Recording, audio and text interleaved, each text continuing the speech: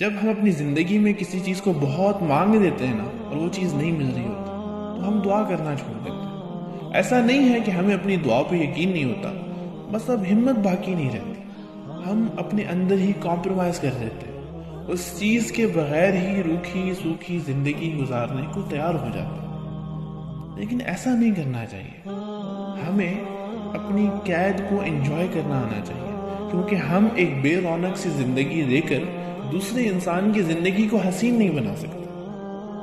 ہمیں یہ یقین ہونا چاہیے کہ اگر میرے اللہ مجھے کوئی چیز نہیں دے رہے نا تو اس میں میرے لیے فائدہ ہوگا، اس میں میرے لیے بہتری ہوگی، کیونکہ میرے اللہ مجھ سے محبت کرتے ہیں۔ آپ بچپن میں اپنی اماں سے چھری مانگتے تھے نا، پستول بھی مانگی ہوگی، بائک کی چابیاں بھی مانگی ہوگی، بٹ اماں نے نہیں دی۔ کیوں؟ کیونکہ اس وقت آپ کو اگر وہ چیزیں مل جاتی تو آپ اپنا نقصان کر دیتے۔ آج آپ کو سب چیزیں ملتی ہیں، کیوں؟ کیونکہ ابھی آپ کو ان کو سنبھالنا آتا ہے۔ تو اگر اللہ رب العزت کچھ نہیں دے رہے تو شاید آپ کو اس کو سنبھالنا نہیں آتا۔